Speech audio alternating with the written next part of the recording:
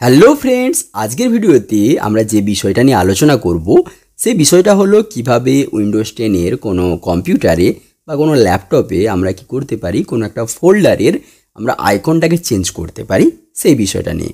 So তার জন্য আপনি যে কোনো ফোল্ডারের ওপরে রাইট ক্লিক করবেন, করার পরে নিচের দিকে একটা প্রপার্টিস বলে অপশান দেখতে পাবেন, ওখানে আপনাকে যেতে হবে।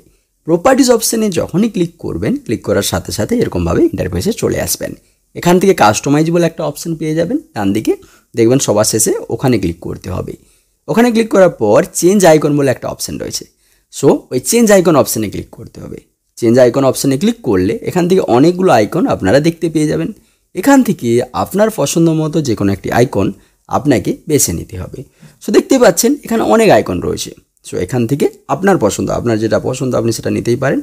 সো আমার পছন্দ মতো আমি একটা আইকন এখান থেকে নিয়ে নেব। সিম্পলি কী করব, সেই আইকনটার উপরে ক্লিক করব যেটাকে আইকন হিসেবে আমি নিতে চাই। সো সেই ছবিটার উপরে আমরা এখান থেকে ক্লিক করে দিচ্ছি, ওকে করে দিচ্ছি। ওকে করে দেওয়ার সাথে এটাতে দেখুন এখান থেকে অ্যাপ্লাই করব, অ্যাপ্লাই করে ওকে করলে এখানে কিন্তু আইকনটা চেঞ্জ হয়ে গেল। তাহলে এইভাবেই আপনারা কিন্তু উইন্ডোজ 10 এর যে কোনো ফোল্ডারের আইকনটা চেঞ্জ করতে পারবেন। তাহলে বন্ধুরা, ভিডিওটি ভালো লাগলে লাইক করবেন আর চ্যানেলটিকে অবশ্যই সাবস্ক্রাইব করে নেবেন।